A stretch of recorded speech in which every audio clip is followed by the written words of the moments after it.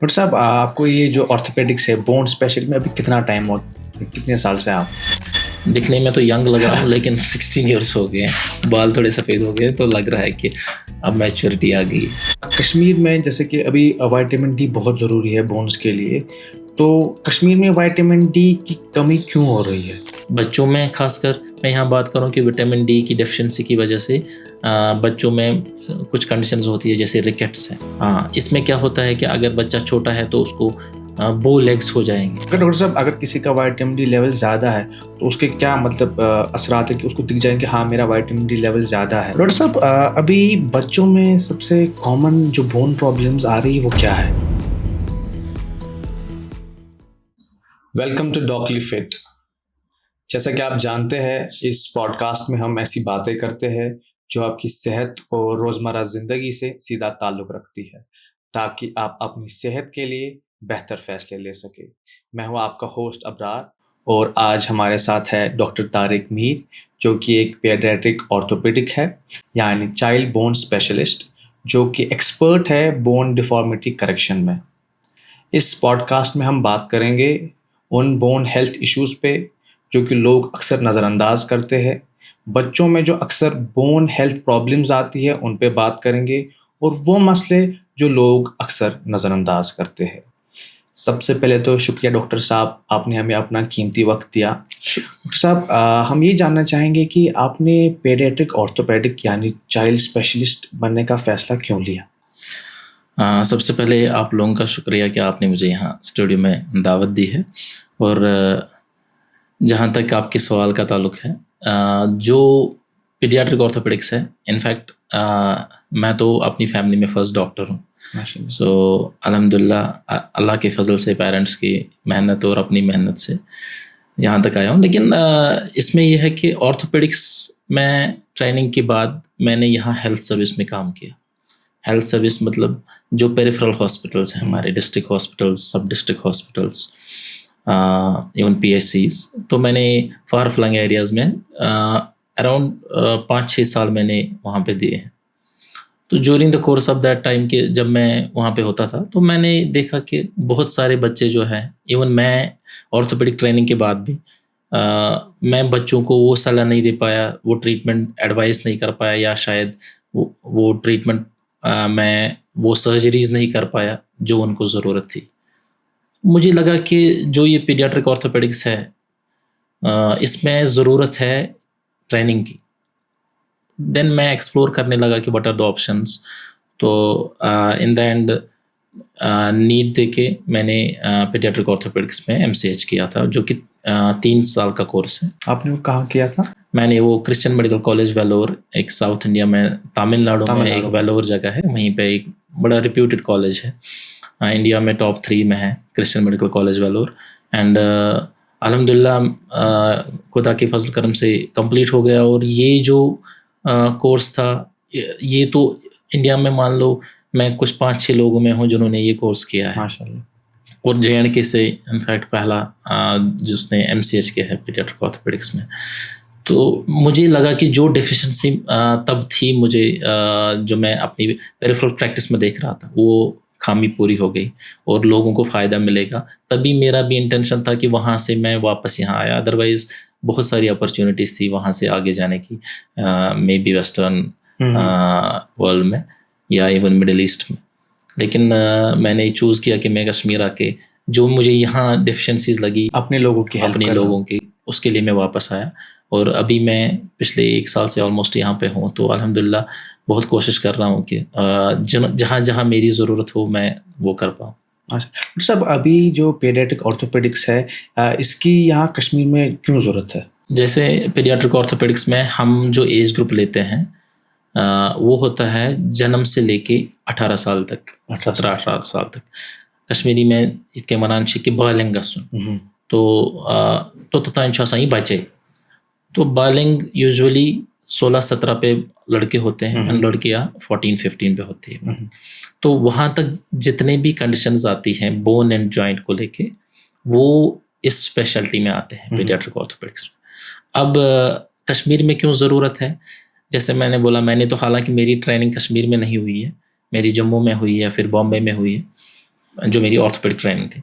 लेकिन bye and large देखा गया है कि जो ऑर्थोपेडिक ट्रेनिंग है वहाँ पे हमारा ज़्यादा फोकस जो होता है वो जनरल ऑर्थोपेडिक्स, जिसमें हमारा ट्रॉमा होता है, फ्रैक्चर्स होते हैं।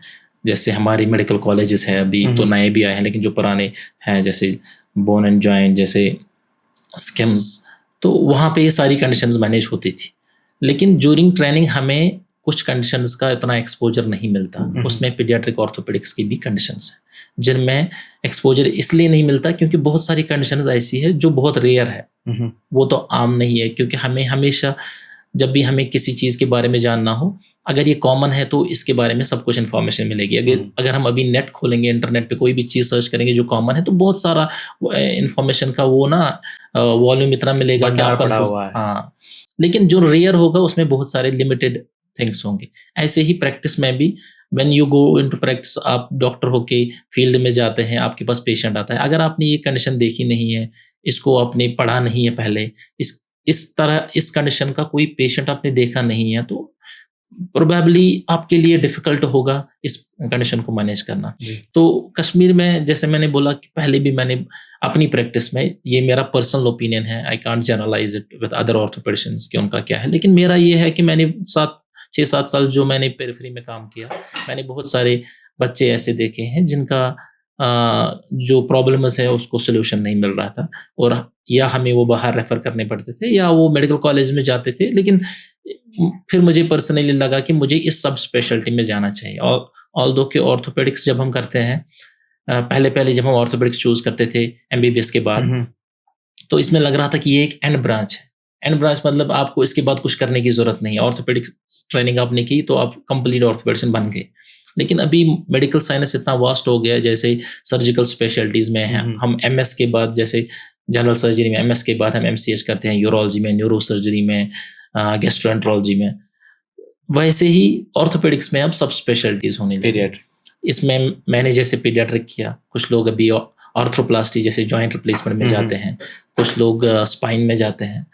तो पीडियाट्रिक ऑर्थोपेडिक्स का मुझे लगा कि इसमें ज़रूरत है, तो मैंने चूज़ किया कि पीडियाट्रिक ऑर्थोपेडिक्स, और अल्हम्दुलिल्लाह इसमें ही एमसीएच हो रहा था, तो मैंने भी काफ़ी मेहनत करके अल्हम्दुलिल्लाह इंडिया में 2 ही सीटें थी तब, तो मिल गई, तो अल्लाह ने फजल किया और सिलेक्शन हो गई और कंप्लीट भी हो गया, और अब प्रैक्टिस में भी हूँ, तो अल्हम्दुलिल्लाह बहुत अच्छा लग रहा है। डॉक्टर साहब, आपको ये जो ऑर्थोपेडिक्स है, बोन स्पेशलिस्ट में अभी कितना टाइम हो, कितने साल से आप?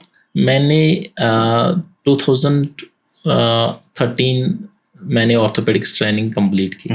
अगर वो ट्रेनिंग के ईयर्स भी काउंट करेंगे तो ऑलमोस्ट इट्स राइट फ्रॉम 2010 से मैं ऑर्थोपेडिक्स में ही हूँ, चाहे मैं ट्रेनिंग में हूँ चाहे मैं प्रैक्टिस में हूँ। 16 साल से 16 ईयर्स। दिखने में तो यंग लग रहा हूँ लेकिन 16 ईयर्स हो गए हैं, बाल थोड़े सफ़ेद हो गए, तो लग रहा है कि अब मैच्योरिटी आ गई है। डॉक्टर साहब, अभी बच्चों में सबसे कॉमन जो बोन प्रॉब्लम्स आ रही है वो क्या है? बच्चों में जो भी ऑर्थोपेडिक कंडीशंस है उनमें हम यूजुअली डिवाइड करते हैं उनको। जैसे कॉन्जेनिटल होती है जो जन्म से ही होती है। कुछ कंडीशंस ऐसी है जो कॉन्जेनिटल है, कुछ कंडीशंस ऐसी है जो डेवलपमेंटल है। डेवलपमेंटल मतलब बच्चा पैदा हो गया, बिल्कुल नॉर्मल था, उसके कुछ देर बाद उसको कोई कंडीशन प्रॉब्लम आ रही है, तो वो डेवलपमेंटल कंडीशन है। उसके बाद जैसे बड़ों में होता है ट्रॉमा, फ्रैक्चर, हड्डी का फ्रैक्चर, जॉइंट का डिसलोकेशन, ये ट्रॉमेटिक कंडीशन ये बच्चों में भी होता है। ऐसे ही इन्फेक्शन, बोन एंड जॉइंट के इन्फेक्शन, जिसको अगर बोन में इन्फेक्शन होगा उसको ऑस्टियोमाइलाइटिस कहते हैं, और अगर जॉइंट में होगा उसको सेप्टिक आर्थराइटिस कहते हैं। अब बच्चों में इन्फेक्शन होते हैं तो इसके बड़े ग्रेव कॉन्सिक्वेंसेस है, तो ये भी इसमें आता है। उसके बगैर आपने देखा होगा आसपास कहीं कुछ बच्चे जो व्हील चेयर बाउंड है, जो जन्म के बाद कभी खड़े नहीं हो पाए, या खड़े हो रहे हैं लेकिन उनको सपोर्ट की ज़रूरत है, ऑर्थोटिक्स, वो क्रचेस, उनको व्हील चेयर की ज़रूरत पड़ती है, या उनके वो स्पेशल शूज़ होते हैं, AFOs कहते हैं उनको। तो ये कंडीशन जो है इनको हम न्यूरोमस्कुलर कहते हैं। न्यूरोमस्कुलर क्योंकि ये जन्म से ही होते हैं, और इनका ताल्लुक भी यूजुअली पीडियाट्रिक ऑर्थोपेडिक्स में ही है। अब इसमें क्या है कि जिनको ये कंडीशंस होती है न्यूरोमस्कुलर कंडीशंस, वो यूजुअली कश्मीर में मैंने देखा कि वो इतने एक्चुअली वो ट्रीटमेंट नहीं सीख करते, क्योंकि उनको लगता है कि ये कभी चलेगा नहीं, या अगर कोई चल रहा है तो उसका अगर प्रॉपर ट्रीटमेंट नहीं है वो बैठ भी सकता है, तो फिर खड़ा नहीं हो पाएगा। तो उस चीज़ की अवेयरनेस की ज़रूरत है। उसके बगैर पीडियाट्रिक ऑर्थोपेडिक्स में ट्यूमर्स हैं, जैसे बोन के ट्यूमर्स होते हैं, बाकी बॉडी में जैसे ट्यूमर्स होते हैं, कैंसर्स होते हैं, वैसे बोन में भी होते हैं। बच्चों में काफ़ी कॉमन है कुछ ट्यूमर्स जो बिनाइन होते हैं, उनमें खतरे की बात नहीं है, जान का खतरा नहीं है। सर जीनोम होते हैं या जीन्स में होते हैं या होने के चांसेस है? नहीं, जीन्स में नहीं। जो कैंसर होता है वो मल्टीफैक्टोरियल होता है, उसमें जेनेटिक कंपोनेंट भी होता है, उसमें एनवायरमेंटल इन्फ्लुएंस भी होता है। अब कोई मुझे पूछेगा कि मेरे बच्चे को ही क्यों हो गया, इसके बारे में मेरा कुछ आंसर तो नहीं है, लेकिन ये है कि जब हम जेनेटिक इवैल्यूएशन करते हैं तो कभी कभी हमें मिलता है कोई जेनेटिक म्यूटेशन उस पेशेंट में। जब हम एक्सेसिव उसमें एनालिसिस करेंगे, मॉलिक्यूलर लेवल पे एनालिसिस करेंगे, बायोप्सी में जब हम सैंपल लेते हैं, तो जैसे मैंने कहा कि बड़ों में बोन ट्यूमर्स होते हैं या बाकी ट्यूमर्स होते हैं, वैसे ही बच्चों में भी होते हैं। कुछ सिस्ट्स होते हैं जो सिंपल होते हैं, उनमें कोई इशू ज़्यादा नहीं है, जान का खतरा नहीं है, लेकिन कुछ मैलिग्नेंट भी होते हैं जिनमें जान का भी खतरा है, तो टाइमली मैनेजमेंट चाहिए। तो ये जो कंडीशंस मैंने आपको बोली, जैसे कॉन्जेनिटल जो जन्म से होती है, उसमें डिफॉर्मिटीज़ हो जाएंगी। डिफॉर्मिटीज़ मतलब अगर कश्मीरी में बोलेंगे हजर आइस की, खोर आइस होल, जंग आइस हज, जंग आइस छोट, बराबर आसन बनियोम जंग के, जैसे हमारे हाथ पैर में कोई भी डिफॉर्मिटी होगी, ये जो नॉर्मल पोजीशन है उसमें नहीं होगी, तो ये कॉन्जेनिटल भी हो सकती है, ये एक्वायर्ड भी हो सकती है। कॉन्जेनिटल जन्म से, जैसे हमने कॉमन कंडीशन सुनी भी होगी, क्लब फुट जिसको कहते हैं, CTE मेडिकल टर्म है, या क्लब फुट, उसमें पैर दोनों अंदर की तरफ होते हैं, वो जन्म पे ही देखते हैं। लेकिन अगर अच्छा मदर को इवैल्यूएशन अच्छी हुई होगी प्रेगनेंसी के टाइम पे, तो हम ये पहले ही पिक कर सकते हैं कि इसको, बच्चे को ये प्रॉब्लम है। ट्रीटमेंट हो सकता है? ट्रीटमेंट नहीं, लेकिन पेरेंट्स इसको वो थोड़ा बहुत एक्सप्लोर कर सकते हैं, इसके ट्रीटमेंट ऑप्शंस क्या है, कैसे जाना है, तो वो अपने आप को इसके लिए तैयार कर सकते हैं। जी सर। अभी बहुत सारी सिचुएशंस में क्या होता है कि मरीज माशन पता सर कि everything is okay, ultrasound is labelled as normal, लेकिन जब बच्चा पैदा होता है तो ऑल ऑफ अ सडन वो देखते हैं बच्चे का हाथ छोटा है, मतलब अपर लिम छोटी है, लोअर लिम छोटी है, पैर टेढ़े हैं, तो सडनली वो शॉक में चले जाते हैं कि ये क्या हो गया, हमें पता नहीं था ये वो। तो उसके उस टाइम पे उनको, स्पेशली जब पहला बच्चा होगा, तो बड़ा ये एक साइकोलॉजिकल ट्रॉमा होता है। तो अगर इस चीज़ में हमें एडवांसमेंट आएगी, जो हमारे अल्ट्रासाउंड्स है जो प्रेगनेंसी में होते हैं, एंटीनेटल स्कैन्स, उसमें भी अभी बहुत आगे, पहले ही डिटेक्ट कर लेंगे तो बेटर रहता है। पहले डिटेक्ट करेंगे तो इसमें ऑप्शंस भी है। कभी कभी ऐसी सिचुएशन होती है बोन एंड जॉइंट की कि बच्चा कभी खड़ा नहीं हो पाएगा, कभी चलेगा नहीं, तो उस सूरत में parents can take a call कि whether they want to continue with pregnancy, वो कर सकते हैं कंटिन्यू, क्योंकि medically there are some conditions, कुछ ऐसी कंडीशंस है जिनमें बच्चा कभी चलेगा नहीं, या कभी बच्चे को ऐसी कंडीशन है जिसको माइलोमेनिंगोसील कहते हैं, उसमें यूरिन और मोशन का इशू हो सकता है जो लाइफ लॉन्ग रह सकता है, और वो बच्चा कभी खड़ा नहीं हो पाएगा। ये सारी चीज़ें अगर पहले पता हो जाएगी तो थोड़ा सा हम प्रिपेयर मेंटली हो जाएंगे कि व्हाट वी आर एक्सपेक्टिंग, हमें आगे क्या करना है, उसके बारे में डॉक्टर को मिल सकते हैं पहले ही, जन्म से पहले ही, और उनसे सलाह लेके डिसाइड करना है कि क्या करना चाहिए। डॉक्टर साहब, कश्मीर में जैसे कि अभी विटामिन डी बहुत ज़रूरी है बोन्स के लिए, तो कश्मीर में विटामिन डी की कमी क्यों हो रही है और इसके पीछे की वजह क्या है, और इससे कैसे हम बच सके कि हमारे विटामिन डी लेवल्स कम ना हो? विटामिन डी तो ओवरऑल पॉपुलेशन में कम है, इंडिया में कम है, पर कश्मीर में इसलिए है क्योंकि मौसम का जो हाल होता है यहाँ पे, मेजॉरिटी जो पूरे साल में ज़्यादा ठंडी रहती है कि पहले बोलते थे 6 months, but it is not 6 months, ये 8 और 4 ऐसा ही रेशो रहता है, तो 8 महीने वैसे सर्दी के रहते हैं। इंडिया में भी इससे अगर देखा जाए तो मोस्ट पॉपुलेशन, इवन अगर इंडिया में गर्मी ज़्यादा है, धूप अच्छी है, तब भी वहाँ विटामिन डी लेवल्स लोगों में बहुत अभी भी कम पाई जा रही है। इसका मतलब लिवर जैसे एब्जॉर्प्शन, जैसे जितना मैंने सुना है कि एब्जॉर्प्शन लेवल्स कम हो रहे हैं लिवर में, विटामिन डी लेवल्स कम एब्जॉर्ब कर पा रहा है। इसकी वजह क्या, मतलब लिवर वो कैसे बढ़ा सकते ताकि लिवर विटामिन डी जल्दी एब्जॉर्ब कर सके और अच्छे तरीके से? विटामिन डी का कुछ रोल है, लेकिन विटामिन डी का सोर्स हमें पहले जानना है। तो जो बेस्ट सोर्स है वो सनलाइट है। अब अगर आपको सनलाइट से विटामिन डी लेना पड़ेगा तो आपके लिए कुछ एरियाज बॉडी के आपको एक्सपोज करने पड़ेंगे। तो कश्मीर में पर से मैं बोलूँगा कि इतनी ठंड होती है कि हम छोटे कपड़े तो नहीं पहन सकते, और फीमेल्स के लिए ये प्रैक्टिकल नहीं है। तो यूजुअली यहाँ पे विटामिन डी की डेफिशिएंसी बहुत है। इंडिया में भी है लेकिन यहाँ पे ज़्यादा है। इसमें मैंने 2 रीज़न बोले। एक तो जो हम कपड़े जैसे पहनते हैं वो तो हमारी ऑब्लिगेशन है, वो तो पहनना है। उसमें मैं ये नहीं बोलूँगा कि आप बीच पे जाओ और पूरे कपड़े निकालो और बैठो।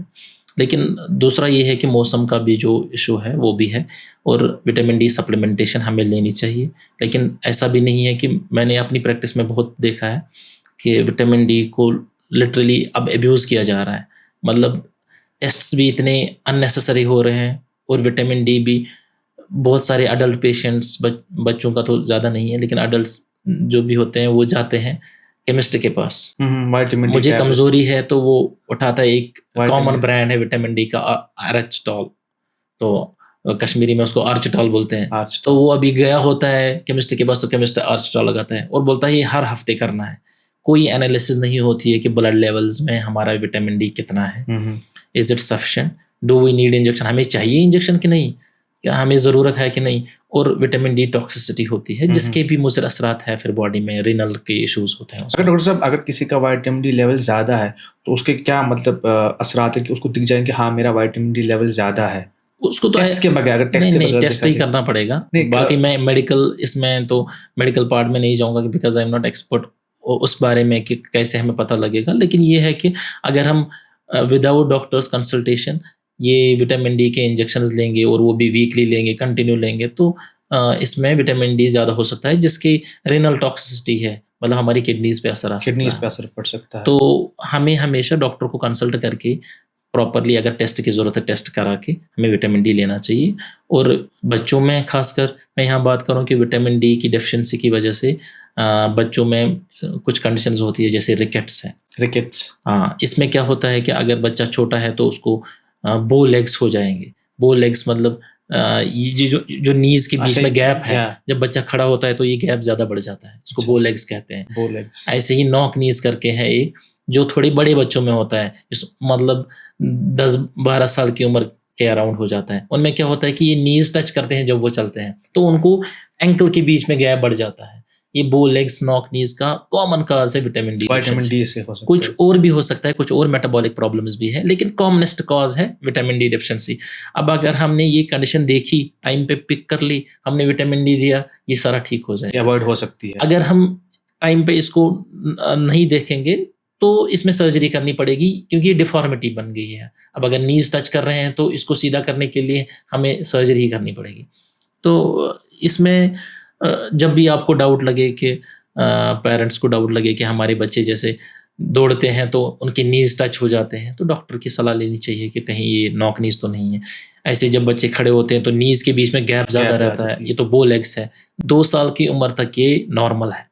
अगर 2 साल की उम्र तक बच्चे को नीज के बीच में गैप है, दिस इज नॉर्मल। इसमें पेरेंट्स को घबराने की ज़रूरत नहीं है। लेकिन अगर 2 साल के बाद भी नीज के बीच में बहुत गैप रहता है तो ये वायरस लेग्स है, इसको जीनोवायरम कहते हैं या बोइंग ऑफ लेग्स। तो इसमें हमें देखना पड़ेगा, इवैल्यूएट करना पड़ेगा कि इसमें कोई डेफिशिएंसी है, उसको करेक्ट करना है। फिर कभी कभी सर्जरी की ज़रूरत भी पड़ती है। और अडल्ट्स में भी, क्योंकि मैंने अडल्ट ऑर्थो भी देखा है बहुत, तो अडल्ट्स में भी कि बो लेग्स करके जब पेशेंट होते हैं जिन्होंने बचपन में कोई ध्यान नहीं दिया, तो जब वो आगे बढ़ते हैं 30 साल 40 साल तो उनको नी पेन शुरू होता है।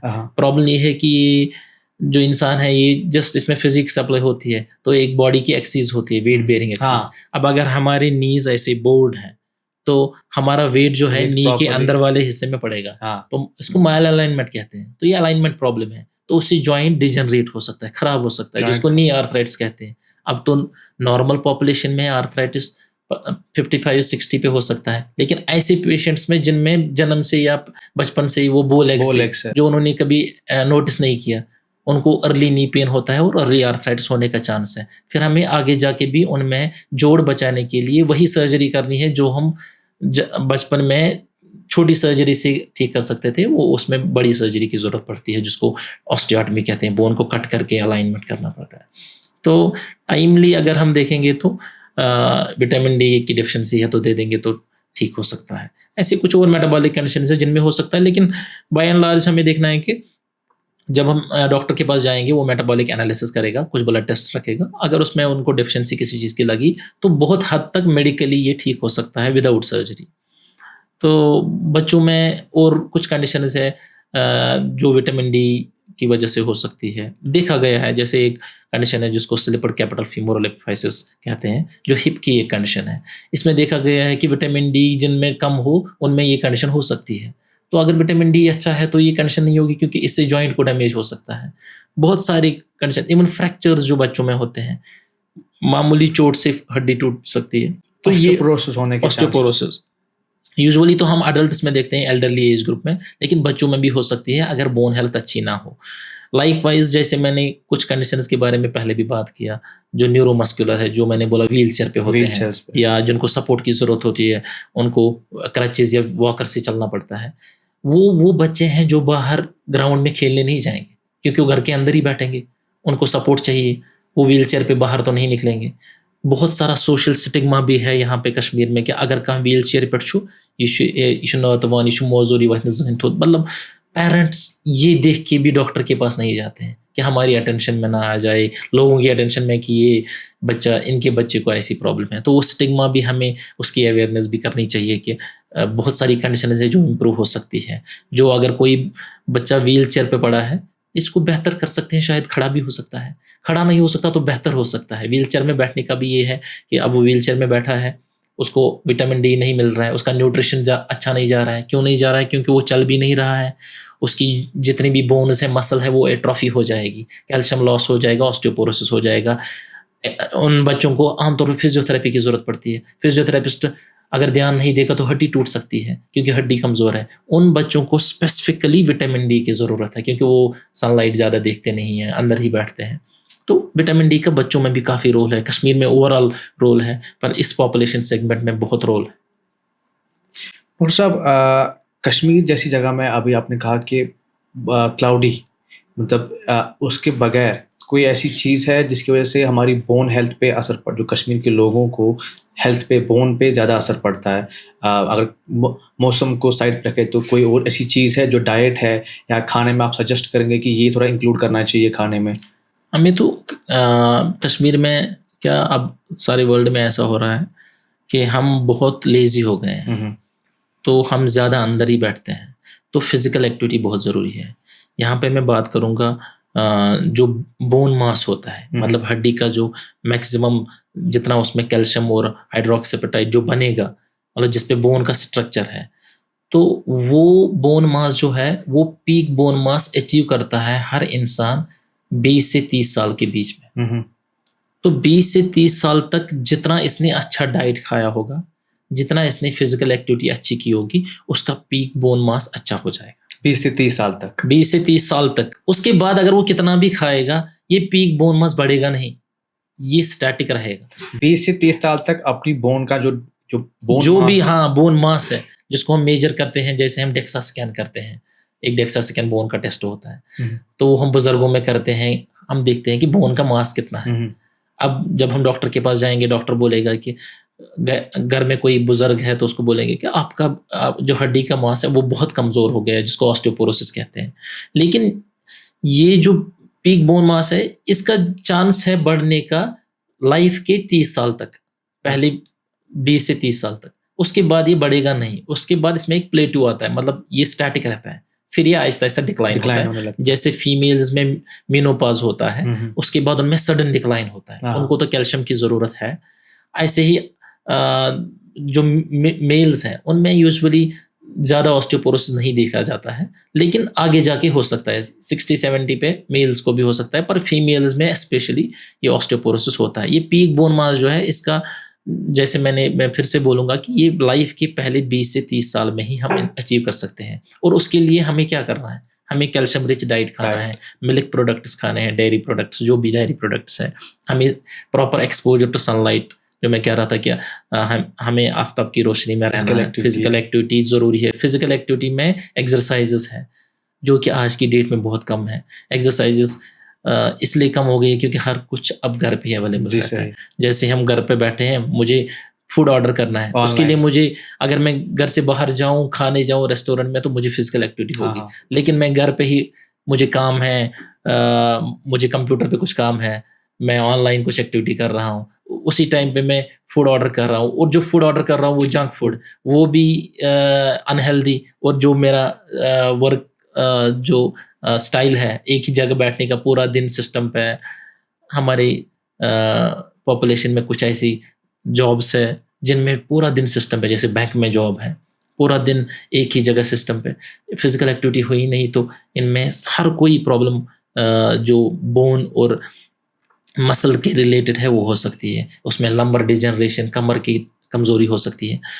उसमें जो नेक है, नेक का प्रॉब्लम हो सकता है। अब एक जगह बैठेंगे, सिस्टम पे बैठेंगे कंटिन्यूअसली, तो फिजिकल एक्टिविटी लोअर ज़रूरी है। बैक पेन, नेक लोअर में बैक पेन, पेन, करेक्ट। तो इसमें हर आधे घंटे में इंसान को अपना पोस्चर बदलना चाहिए। हर आधे हर घंटे आधे घंटे में अगर बैठा है इंसान आधे घंटे में, तो हर आधे घंटे के बाद खड़ा होना है। अगर खड़ा है, ऐसा काम है कि जिसमें खड़ा रहना है, आधा 1 घंटा खड़ा है तो नीचे बैठ जाओ। तो रूटीन बनाओ एक मॉर्निंग या इवनिंग में हाफ एन आवर एक्सरसाइजेस का। आजकल यूट्यूब खोलो, आपको सारी एक्सरसाइज मिलेगी। आपको इवन डॉक्टर के पास भी जाने की ज़रूरत नहीं है, अगर आपको प्रॉपरली वो एक्सरसाइज समझ आ रही है कि कैसे करनी है। बहुत सारी साइट्स है जहाँ पे आपको एक्सरसाइज मिलेगी, या फिजियोथेरेपिस्ट को मिल सकते हो, डॉक्टर को मिल सकते हो, जो आपको एडवाइस करेगा कि एक्सरसाइज कैसे करनी है। सो मेरे लिए तो मैं यही बोलूँगा लोगों के लिए कि यहाँ इन्फॉर्मेशन कि एक तो आप फिजिकल एक्टिविटी में इन्वॉल्व हो जाओ। अगर आप ऐसा काम कर रहे हो जिसमें फिजिकल एक्टिविटी है तो बढ़िया है। अगर आप ऐसा काम कर रहे हो जिसमें एक ही जगह बैठना है, तो मॉर्निंग और इवनिंग में आप आधा 1 घंटा टाइम दे दो जहाँ पे आप फिजिकल एक्टिविटी करो। डॉक्टर साहब, आप कौन सी एक्सरसाइज सजेस्ट करेंगे कि मशवरा दें कि हाँ ये करनी चाहिए, ये तो ज़रूरी करो? अगर पॉसिबल है तो साइकिलिंग करो। साइकिलिंग, तेल का भाव वैसे भी ऊपर जा रहा है, तो साइकिलिंग करेंगे तो better रहेगा। बड़ा अच्छा रहेगा। तो you can save money and you can literally be physically fit by cycling.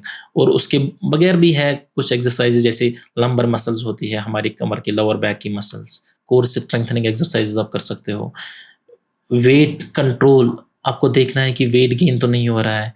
Body mass index देखना है, हाइट के हिसाब से वेट कितना है। अगर वेट आपका ज़्यादा हो रहा है तो उस पे आप ध्यान दीजिए, उसके लिए आप डॉक्टर को कंसल्ट करिए। लेकिन जंक फूड्स, कार्बोहाइड्रेट्स अवॉइड करिए, कार्बोहाइड्रेट्स मत ले लीजिए। कश्मीर में हर कोई राइस खाता है। जी सही। ये राइस के बगैर हम रह नहीं सकते। अगर हम सब कुछ खाएंगे लेकिन बोलेंगे राइस कि नहीं खाया वन तो क्यों बात की, बात की है। तो आज वफा की तो क्यों बात की, बाकी ऐसे सॉरी क्यों। ये राइस भी ज़्यादा, अगर किसी का वेट ज़्यादा है तो सही नहीं है ये। तो आप राइस को कट डाउन कर सकते हो। आप सैलड खाओ एक टाइम पे।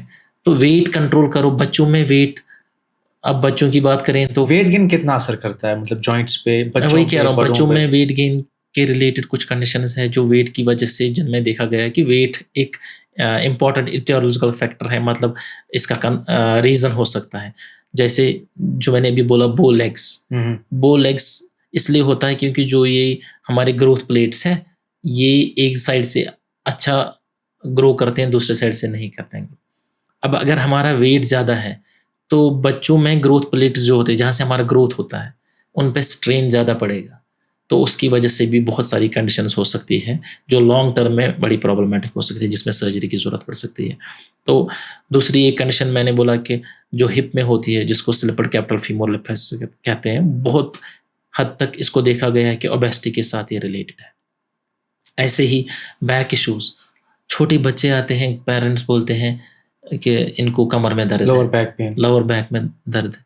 तो मैं सोचता हूँ कि जब मैं छोटा था, मतलब लिटरली बोल रहा हूँ कि विदाउट किडिंग, कि मुझे पता नहीं था कि लोअर बैक इसको कहते क्या हैं। होता है? आजकल बच्चे आते हैं कि मुझे लोअर बैक में, और कितने छोटे, 6 साल के 7 साल के, लोअर बैक में पेन है। मेरा खुद बेटा अपना बोलता है घर पे कि पापा मुझे यहाँ पे दर्द हो रहा है, ये लोअर बैक है ना, ये सैक्रम, इसके अराउंड मुझे दर्द हो रहा है। मतलब मैं सोच रहा हूँ कि मुझे तब नहीं पता था कि सैक्रम क्या है। और ठीक है, इन्फॉर्मेशन ठीक है, लेकिन MRIs होते हैं बच्चों के, घर वाले इतने स्ट्रेस होते हैं कि क्या पता है कि क्या कुछ प्रॉब्लम ना हो, ओवर इवेलुएट करते हैं और देखते हैं कि MRI में थोड़ी डिसकेशन, वो सब पोस्चर के रिलेटेड है। और एक बात यहाँ मैं बात करूँगा कि स्कूल बैग को लेके, स्कूल बैग इतने भारी है, सही। मतलब मैं नहीं कैरी कर सकता तो मेरा बेटा कैसे उठाएगा, या किसी और का बच्चा भी हो। तो स्कूल बैग्स पे हमें ध्यान देना चाहिए। हमें पेरेंट्स, एज पेरेंट्स हमें टीचर्स के साथ कम्युनिकेट करना चाहिए कि हमें कौन सा सब्जेक्ट आज पढ़ना है, उसी की बुक भेजेंगे, या स्कूल में ही लॉकर फैसिलिटीज़ अगर हमें प्रोवाइड करेंगे तो और वो कम्युनिकेशन पेरेंट्स और टीचर्स के बीच में जो अब अच्छी खासी है, लेकिन फिर भी ज़रूरत है इसमें। तो बच्चों का जो वेट है बैग का, स्कूल बैग का वेट, उसकी वजह से कमर में बेंड आ सकता है, तो जिसको काइफोसिस कहते हैं। या स्कोलियोसिस को तो नहीं देखा गया है, स्कोलियोसिस साइड में बेंड होता है, वो यूजुअली इसकी वजह से नहीं होता, लेकिन काइफोसिस मतलब कौशिक पट कुब, ऐसे कमर थोड़ा हाँ। बेंड होगा पीछे, वो हो सकता है क्योंकि बच्चों की बोन जो है सॉफ्ट है, ये ग्रोइंग बोन है। अब अगर लोड उसमें पड़ेगा तो लोड ज़्यादा पड़ेगा जितना इसकी टॉलरेंस है, ये बेंड हो सकती है। अभी बच्चों में जॉइंट प्रॉब्लम्स, बैक पेन या नी पेन, नेक पेन ये हो रही है, ये क्यों हो रही है? मतलब कोई एक ऐसी कुछ खास वजह जिसकी वजह से आपने कहा वेट गेन है, वेट गेन से नी पेन होती है बच्चों में, या लोअर बैक पेन में होती है, या जो भी 20 साल के बच्चे हैं, 20-25 साल, उनमें भी अभी लोअर बैक पेन देखी जा रही है, या नेक पेन, जॉइंट पेन। अगर देखा जाए तो कुछ साल पहले तो ऐसा कुछ था नहीं कि लोअर बैक पेन इस एज में, बट अभी ऐसा हो रहा है कि इस एज में 20 साल 18 साल के बच्चों को लोअर बैक पेन हो रही है। वेट गेन एक एक रीज़न है, दूसरा और कोई रीज़न है जिसकी वजह से ये पेन हो रही है? इस एज ग्रुप में एक ऐसी कंडीशन है, अब हमें ये सब कुछ बैलेंस करना पड़ेगा। जैसे मैंने बोला फिजिकल एक्टिविटी भी ज़रूरी है, लेकिन कुछ कंडीशंस है। एक कंडीशन उसमें मैं मेंशन करूंगा जिसको स्पॉन्डाइलोलाइसिस कहते हैं। स्पॉन्डिलोलाइसिस। स्पॉन्डाइलोलाइसिस। स्पॉन्डिलोलाइसिस। तो ये एक ऐसी कंडीशन है कि हमारी जो वर्टेब्री है, जो कमर की हड्डियां हैं, कमर लोअर की बैक हड्डियां। की, हाँ, इनमें एक जो हड्डी है, इसमें एक स्ट्रक्चर होता है जिसको हम पार्स कहते हैं, पार्स। PARS, PARS. ये पार्स जो है, किसी बच्चे में ये जेनेटिकली डिस्प्लास्टिक होगा, अच्छे से बना नहीं होगा ये हड्डी का पार्ट।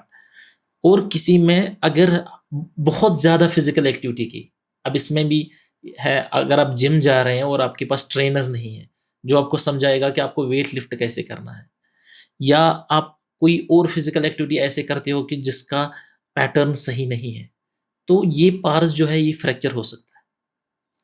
इसको कहते हैं स्पॉन्डाइलोलाइसिस। अब बच्चों में और एडोलेसेंट्स में, जो एज ग्रुप आप बोल रहे हो 16, 17, 18, इसमें ये कंडीशन देखी जा सकती है, स्पॉन्डाइलोलाइसिस। अब इसमें क्या है कि बैक की ये जो हड्डी है, इसका एक पार्ट जिसको पार्स कहते हैं, ये टूट जाता है, फ्रैक्चर होता है। अब बहुत टाइम पे हमारा ये जो फ्रैक्चर होता है, ये ट्रॉमेटिक नहीं होता है। मतलब बच्चा नहीं बोलेगा कि मैं गिर गया, या ये एडोलेसेंट नहीं हाँ। बोलेगा मैं गिर गया, बोलेगा पेन है। अब ये यूजुअली स्ट्रेस फ्रैक्चर होते हैं। अब या तो इसका बॉडी वेट ज़्यादा है, या आपने फिजिकल एक्टिविटी ऐसी की है जो आपकी बॉडी की कैपेसिटी से ज़्यादा है, आपने जिम ऐसी बैड पोजीशन में किया है, तो ये हड्डी टूट जाती है। अब ये हड्डी टूट जाती है, इसके लिए बहुत डिफ़िकल्टी है, ये हड्डी ये यूनाइट होना, जुड़ जाना बहुत मुश्किल है। और अगर पेशेंट को सिम्पटम्स हैं 3-6 महीने से ज़्यादा और कोई रिलीफ नहीं है, तो इसमें सर्जरी की ज़रूरत पड़ सकती है। तो हमें ये बैलेंस करना है कि physical activity, weight gain, all that has to be balanced, कि कितना फिजिकल एक्टिविटी ज़रूरी है, ट्रेनर्स की ज़रूरत है, टीचर्स की ज़रूरत है, फिजिकल टीचर्स की, जो हमें बताएंगे कि किस पोजीशन में बैठना है, कैसे जंप करना है, long jump, high jump, even gymnastics जो करते हैं, इनमें ये स्पॉन्डाइलोलाइसिस कंडीशन हो सकती है।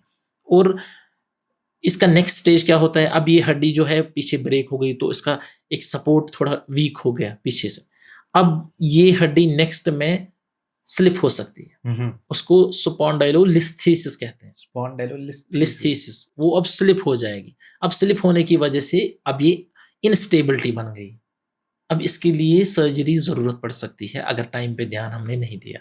हाँ, अगर आपका मसल कोर जो है वो अगर स्ट्रांग है, तो ये इसको स्लिप होने नहीं देगा। तो उसके लिए आपको डॉक्टर, फिजिकल थेरेपिस्ट की ज़रूरत पड़ेगी। तो ये एनवायरमेंटल इन्फ्लुएंसेस भी है, वर्क रिलेटेड भी है, आप कैसी एक्टिविटी कर रहे हो वो भी है, थोड़ा-सा न्यूट्रिशन भी है। अगर न्यूट्रिशन अच्छा नहीं है, बोन वीक हो जाएगी तो टूट सकती है। और कुछ कॉन्जेनिटल डिस्प्लास्टिक फैक्टर्स भी हो सकते हैं, जैसे बोन ही अच्छी बनी नहीं है, उसका जो बनावट है अल्लाह ताला ने जैसे बनाया है, तो वो सही नहीं था, उसमें कुछ खामियाँ रह गई थी, तो वो हो सकता है। डॉक्टर साहब, आप कैसे, अगर किसी बच्चे को कोई प्रॉब्लम है, बोन डिफॉर्मिटी है, किसी बोन में प्रॉब्लम है, तो आप कैसे डिसाइड करते हैं कि इसकी सर्जरी की जाए या नॉन सर्जिकल ट्रीटमेंट भी हो सकता है, बिना सर्जरी के भी ट्रीटमेंट हो सकता है? ये सवाल तो मेडिकल है, इसमें तो मेडिकल ओपिनियन ही चाहिए। ये तो मैं आपको नहीं बोल सकता मैं कैसे डिसाइड करता हूँ, क्योंकि ये तो ट्रेनिंग है। लेकिन यहाँ पे पब्लिक के लिए तो ये चीज़ जानना ज़रूरी है कि किस कंडीशन में हमें घबराना नहीं है और किस कंडीशन में सर्जरी हो सकती है। और जैसे मैंने बोला, क्लब फुट एक कंडीशन है। क्लब फुट में एक तरह का क्लब फुट होता है जो पोस्चरल होता है। जो मदर है ड्यूरिंग प्रेगनेंसी, उसका जो पानी होता है वो कम होता है, उसको ओलिगोहाइड्रेमनियास कहते हैं, अल्ट्रासाउंड में रिपोर्ट में बोलते हैं। तो कभी-कभी बच्चा ना माँ के पेट में पैर टेढ़ा रखता है, क्योंकि पानी नहीं होता है ज़्यादा, तो मूवमेंट भी सही नहीं होती है। तो वो पैर टेढ़ा रहता रहता है कुछ देर तक। जब बच्चा पैदा हो गया तो ये लगेगा ये क्लब फुट है, क्योंकि इसमें पैर टेढ़ा होगा। लेकिन विथ टाइम इसको हम बोल सकते हैं कि ये खुद ही करेक्ट होगा। इसमें जस्ट आपको मदर ही या कोई घर पे इसको स्ट्रेचिंग एक्सरसाइज करेगा, डॉक्टर समझाएगा, तो ये खुद से ठीक। ये वो वाला क्लब फुट नहीं है जो कंजेनिटल है, जिसमें बनावट में प्रॉब्लम है। ये वाले क्लब फुट में कोई सर्जरी की जरूरत नहीं। इवन मुझे नहीं लगता प्लास्टर की भी जरूरत पड़ती है। मेरी एक्सपीरियंस में मुझे कभी इस प्लास्टर की जरूरत नहीं देनी पड़ी इस क्लब फुट को लेके। इसको हम पोस्चरल क्लब फुट कहते हैं। है तो ये दिखने में क्लब फुट, लेकिन जब डॉक्टर इसको इवैल्यूएट करेगा ये होता है पोस्चरल या पोजिशनल, क्योंकि ये पोजिशन की वजह से हुआ है। ऐसे ही एक और कंडीशन है जिसको हम टॉर्टिकोलिस कहते हैं। बच्चा ना गर्दन ऐसे रखता है, उसका चिन जो है, सपोज अगर राइट साइड प्रॉब्लम है तो चिन वो अपोजिट साइड रखेगा, लेकिन ये हेड टिल्ट रखेगा इस साइड। यहाँ पे एक मसल होती है, इसको हम स्टर्नोक्लीडोमास्टाइड कहते हैं। जैसे मैंने अभी बोला कि पोजीशन की वजह से, ये भी पोजीशन की वजह से हो सकता है, लेकिन कभी कभी बर्थ ट्रॉमा की वजह से भी, जब बच्चा पैदा होता है उस वक्त कुछ ट्रॉमा होता है। तो कॉमनेस्ट काज इसका यही है कि ये मस्कुलर होता है। इसमें अगर हम फिजियोथेरेपी करेंगे, एक्सरसाइजेज अर्ली ऑन, जब हमें पता लगेगा हम एक्सरसाइज करेंगे, तो ये बिल्कुल ठीक हो सकते हैं। इसमें कोई सर्जरी की जरूरत नहीं पड़ सकती। लेकिन अब अगर आप इसमें ध्यान नहीं दोगे, बच्चा बड़ा होगा, तो इसमें सेकेंडरी चेंजेस आती है। वो सेकेंडरी चेंजेस क्या है? अब ये मसल जो है, इसको स्टर्नोक्लीडोमास्टाइड कहते हैं, ये टाइट होती है इन बच्चों में। अब हम कुछ नहीं करेंगे, ऐसा है तो ये फेस को भी पुल करेगी इस साइड डाउन, तो ये परमानेंट चेंज बनेगी। फिर अगर हम सर्जरी करेंगे भी लेटर ऑन, लेकिन ये वाला चेंज हो चुका होगा, ये हो गया होगा, तो इसमें अर्ली डायग्नोसिस बहुत जरूरी है। ऐसे ही बहुत सारी और कंडीशंस है जो विदाउट सर्जरी ठीक होगी। जैसे मैंने अभी बोला, बच्चा छोटा है, अभी अभी चलना शुरू किया है, अभी पेरेंट्स भी इतने वरीड होते हैं कि ये पैर ना ऐसे रखता है कि हमें लगता है नीज के बीच में गैप ज्यादा है, जिसको मैंने बो लेग्स बोला। 2 साल तक ये नॉर्मल है। अब अगर 2 साल के बाद भी है तो एक बार डॉक्टर को मिलो। अगर न्यूट्रिशनल है तो दवाई से ठीक होगा। कभी कभी हमें कुछ प्लास्टर की जरूरत पड़ती है और कभी कभी हमें सर्जरी भी करनी पड़ती है। अब सर्जरी में भी यहाँ पे एक कैच है। अब अगर अर्ली ऑन हमने बच्चे को डायग्नोज किया, ये बो लेग्स या नॉक नीज को, इसको हम एक माइनर डे केयर सर्जरी से ठीक कर सकते हैं। उसमें बहुत छोटा इंसिजन है, एक छोटा प्लेट बिठाना है, और वो माइनर सर्जरी, बहुत माइनर सर्जरी, डे केयर, मतलब बच्चा मॉर्निंग में आएगा हॉस्पिटल, इवनिंग में घर चला जाएगा। लेकिन ये तभी पॉसिबल है जब बच्चे को अभी ग्रोथ रिमेनिंग है, मतलब अभी बच्चा ज़्यादा बड़ा नहीं हुआ है या डिफॉर्मिटी ज़्यादा बड़ी नहीं है। अब अगर ये टाइम पे पता लगेगा तो डे केयर सर्जरी से ठीक होगा, कॉस्ट भी बचेगा और बच्चे को ज़्यादा देर एनेस्थीसिया भी नहीं रहेगा और बच्चा दूसरे दिन चल सकता है। अब अगर आपने टाइम पे इसको ध्यान नहीं दिया तो आगे जाके इसमें एक मेजर ऑपरेशन, जिसको ऑस्टियोटॉमी कहते हैं, हड्डी को कट करना पड़ता है, उसमें बड़ी प्लेट लगानी पड़ती है। फिर वो प्लेट निकालने के लिए और एक सर्जरी, एक बड़ा प्रोसीजर, 1.5-2 महीना बच्चा इस पैर पे नहीं चल सकता। और अगर दोनों साइड प्रॉब्लम है, बच्चा बड़ा है, तो एक बार हम एक ही ऑपरेशन कर सकते हैं। फिर इसको 2-3 महीने 6 महीने बाद दूसरे साइड का। तो इतना ही नहीं सोचना है कि बच्चे को सिर्फ एनेस्थीसिया लग गया तो उसके कॉन्सिक्वेंसेस नहीं।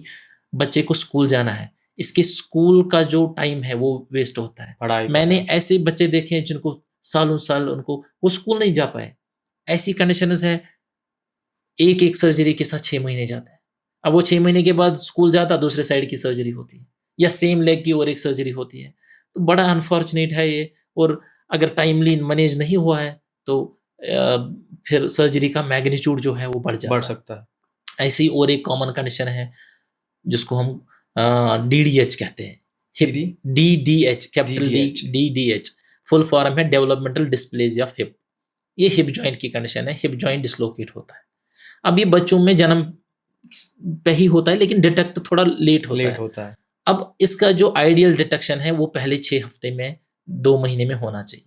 अब अगर ये पहले 6 हफ्ते 2 महीने में डिटेक्ट हो गया तो एक बेल्ट लगाने से ये ठीक हो सकता है। अब अगर हमने टाइम पे इसको डायग्नोज नहीं किया तो आगे जाके इसमें सर्जरी करनी पड़ती है। और सर्जरी करके भी शायद रिजल्ट्स अच्छे नहीं आएंगे, क्योंकि ये हिप जॉइंट अगर डिसलोकेट हुआ है, लेट प्रेजेंट किया, लेट प्रेजेंट मतलब बच्चा चलने लगा तब घर वालों को पता लगा कि ये लिम्प करने लगा।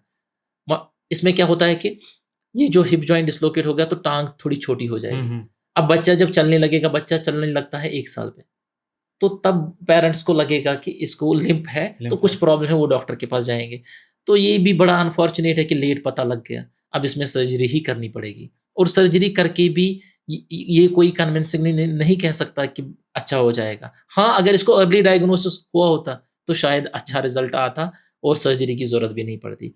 और मल्टीपल सर्जरीज की जरूरत पड़ सकती है अगर लेट डायग्नोस हो गया और अगर लेट ट्रीटमेंट हुआ।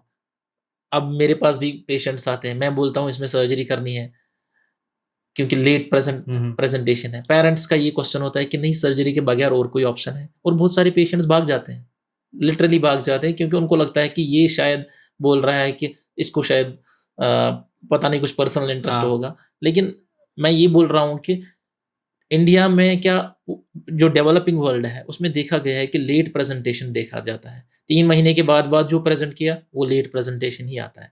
उसमें सेकेंडरी चेंजेस आती है। अब बच्चा ऐसे चलने लगेगा तो मसल भी वीक हो जाएगी, एब्डक्टर मसल्स होती है। फिर अब सर्जरी करेंगे तो जोड़ तो हमने बिठा दिया, वो मसल वीकनेस की वजह से लिम्प रह सकता है। जोड़ को बिठाने के लिए हमें कभी कभी हड्डी छोटी करनी पड़ती है, तो और एक आगे सर्जरी का चांस होता है। तो अर्ली डायग्नोसिस बहुत ज़रूरी है और डॉक्टर की सलाह लेनी है। मैं नहीं कहूँगा कि मेरे पास ही इसका इलाज है। हमारे मेडिकल कॉलेजेस हैं, वहाँ पे सीनियर फैकल्टी है जिन्होंने डिकेड से इसका ट्रीटमेंट किया है, तो उनके पास भी जा सकते हैं।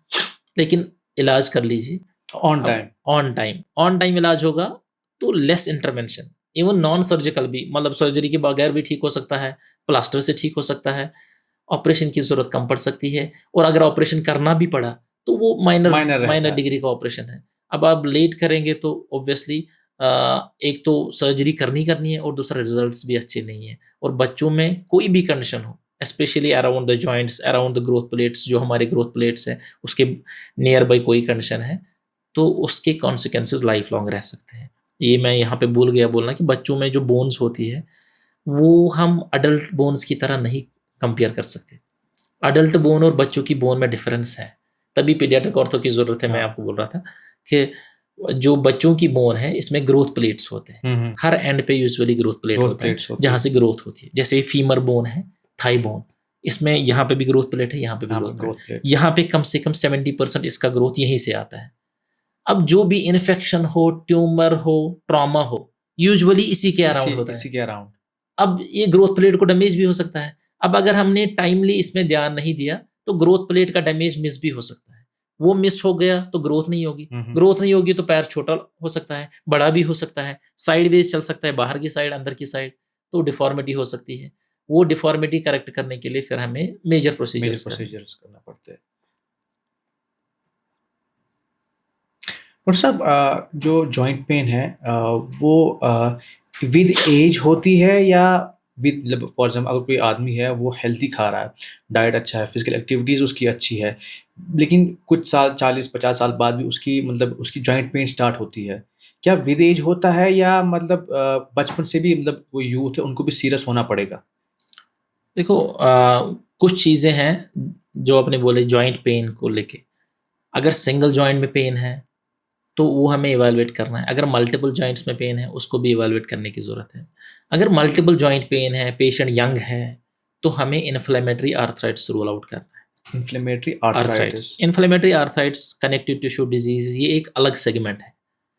ये वो कंडीशन है जिसमें बॉडी में ऑटो इम्यून प्रॉब्लम है, तो वो बॉडी का जो टिश्यू है उसी के अगेंस्ट बॉडी जाती है, तो उसमें जॉइंट्स इन्वॉल्व होते हैं। उसमें यूजुअली जो कॉमन कंडीशन है, कश्मीरी में रिहार बोलते हैं, रूमेटाइड आर्थराइटिस करके, उसमें स्मॉल जॉइंट्स यूजुअली इन्वॉल्व होते हैं। स्मॉल जॉइंट्स मतलब हाथ के ये जोड़, रिस्ट जॉइंट्स, ये पैर के जोड्स, एल्बोज, शोल्डर्स, बड़े जॉइंट्स भी हो सकते हैं, लेकिन अर्ली ऑन ये वाले छोटे जॉइंट्स इन्वॉल्व होते हैं।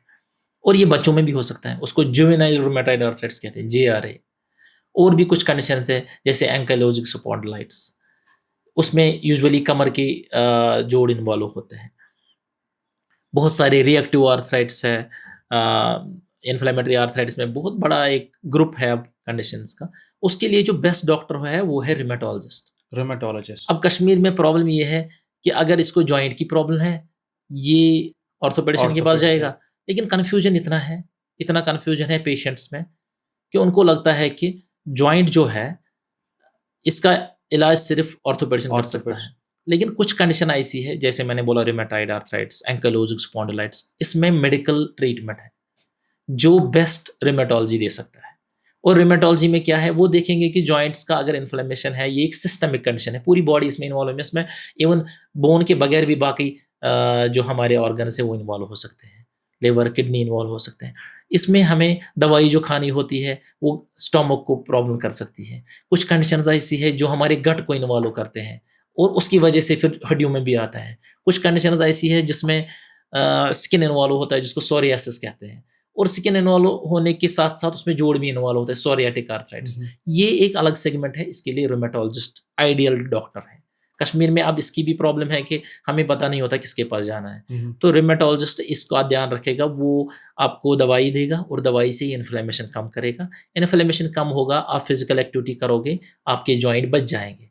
एक बार इस जॉइंट में इतना डैमेज हो गया कि ये बचने के लायक नहीं है ये जॉइंट, तो इसको रिप्लेस करना, फ्यूज करना, तब ऑर्थोपेडिशियन का रोल आता है। ऑर्थोपेडिशियन तब आ जाएगा बीच में। लेकिन अब अगर आप पहले ही जा रहे हैं तो इसमें मेरे ख्याल से थोड़ा सा हमें एज डॉक्टर्स भी थोड़ा रहना चाहिए अवेयर, और पेशेंट को सही मशवरा देंगे कि आपको अगर रिमेटाइड है तो आप रिमेटोलॉजिस्ट के पास जाइए। अगर आपको नॉन इन्फ्लेमेटरी है तो आप डील कीजिए। हाँ, अगर एडवांस डिजीज है, जॉइंट रिप्लेस करना है, तो ऑर्थोपेडिशियन ही कर सकता है। तो ये चीज़ें ज़रूरी है। बच्चों में भी हो सकता है, जैसे JRA मैंने बोला एक कंडीशन है, ऐसे ही बाकी कंडीशंस भी, इन्फ्लेमेटरी कंडीशंस बच्चों में हो सकती है।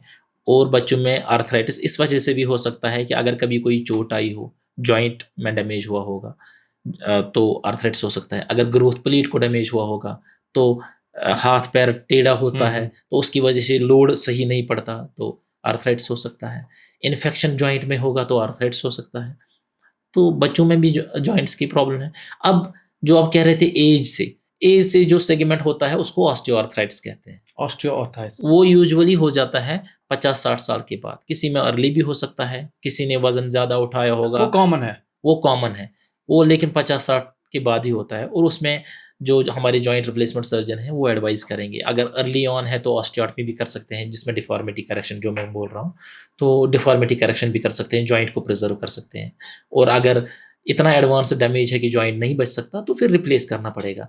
उसमें भी कश्मीर में बहुत ज़्यादा है कि लोगों में कि पचबिती गसा, हाँ, ऐसा नहीं है। जॉइंट रिप्लेसमेंट में बहुत अच्छी एक्टिविटी आती है, आप नॉर्मल लाइफ जी सकते हैं। लेकिन आपको ये है कि आपको लाइफस्टाइल मॉडिफाई करना पड़ेगा। आप तो फिर फ्लोर पे आपको बैठना नहीं चाहिए, आपको चेयर यूज़ करना चाहिए, इंग्लिश कमोड यूज़ करना चाहिए, सीढ़ियाँ नहीं चढ़ना चाहिए। तो वो लाइफस्टाइल चेंज करना पड़ेगा। वो तो आप वैसे भी कर रहे हो कि जब आपका जॉइंट डैमेज होता है, आपको डॉक्टर बोलता है कि ये चीज़ें करो, आप करते हो, लेकिन पेन फिर भी होता है। तो तभी हम जॉइंट को रिप्लेस करने का एडवाइस करते हैं। कुछ जॉइंट जैसे नी जॉइंट, हिप जॉइंट, ये तो कॉमन है, इसमें तो रिप्लेसमेंट करना पड़ता है। लेकिन कुछ जॉइंट्स है जिनमें हम रिप्लेसमेंट ज़्यादा नहीं कर सकते, ऑप्शंस नहीं है, तो कभी कभी फ्यूज़ भी करना पड़ता है। हाथ के जोड्स, रिस्ट जॉइंट, कभी कभी इसमें फ्यूजन करना पड़ता है, इसमें रिप्लेसमेंट का इतना अच्छा ये नहीं है। एंकल जॉइंट, इसको फ्यूज़ करना पड़ता है। अब फ्यूजन में क्या होता है, फ्यूजन में जॉइंट को फ्यूज़ करेंगे तो मूवमेंट नहीं होगा, लेकिन पेन भी तो चला जाएगा। अब रिप्लेसमेंट में एडवांटेज ये है कि आपका पेन तो जाएगा ही जाएगा, मूवमेंट भी रहेगा, लेकिन आपको फिर उस जॉइंट का उसकी आपको रेस्पेक्ट करनी पड़ेगी। ये वो जोड़ नहीं है जो अल्लाह ताला ने दिया। अल्लाह ताला ने जो जोड़ दिया, आप तो 100 साल भी चल सकते हैं, कोई दिक्कत नहीं हो सकती। लेकिन अब आप अनफॉर्चुनेटली आपका जोड़ खराब हो गया, अब इसके लिए तो हमें सोल्यूशन ढूंढना है, तो वो तो फिर आपको डॉक्टर के पास कंसल्ट करके जाना चाहिए। डॉक्टर साहब, आखिर में आप पेरेंट्स को या जो यंग लोग हैं उन्हें क्या नसीहत देंगे ताकि उनकी बोन हेल्थ अच्छी रहे? मैंने इस वीडियो में बोला ही ऑलरेडी, लेकिन फिर से बोलूँगा। आखिर में एक छोटा सा पॉइंट मैं यही बोलूँगा कि अर्ली डायग्नोसिस ज़रूरी है।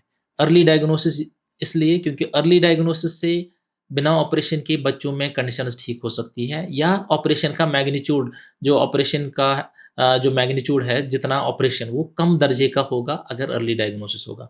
और फिजिकल एक्टिविटी, बच्चों को आउटडोर एक्टिविटीज़ में पार्टिसिपेट कराएं। उनको घर से बाहर, उनको घर के अंदर मत बैठने दीजिए। घर के अंदर बैठेंगे वेट गेन हो जाएगा, बाकी सारे इश्यूज हो जाएंगे वेट के रिलेटेड और उनके पोस्चर के रिलेटेड, उनके बैक में इश्यूज हो जाएंगे। तो जितना फिजिकल एक्टिविटी करेंगे, जितना सनलाइट में रहेंगे, जितना विटामिन डी और कैल्शियम रिच डाइट ले लेंगे, उतना बच्चों के लिए सही रहेगा और आगे उनका फ्यूचर अच्छा होगा। डॉक्टर साहब का बहुत शुक्रिया, उन्होंने हमें अपना कीमती वक्त दिया और हमसे बहुत ज़रूरी मालूमात शेयर की। उम्मीद है कि आप आज कल देखते हैं कहकर दर्द को नज़रअंदाज नहीं करेंगे। जैसे ही कहीं भी कुछ भी बोन में कुछ प्रॉब्लम लगे, उसको ज़्यादा वेट न कीजिए, तुरंत डॉक्टर के पास जाइए। Thank you so much. और हाँ, सीधा चलना ज़िंदगी के लिए नहीं बल्कि अपनी बोन्स के लिए भी बहुत ज़रूरी है। अगर आपके कुछ सवाल रह गए हो तो आप नीचे कमेंट्स में लिख सकते हैं। हम नेक्स्ट एपिसोड में उन्हें कवर करने की पूरी कोशिश करेंगे।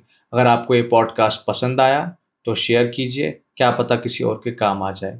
मिलते हैं नेक्स्ट एपिसोड में नए डॉक्टर के साथ, नए हेल्थ टॉपिक के साथ। Thank you.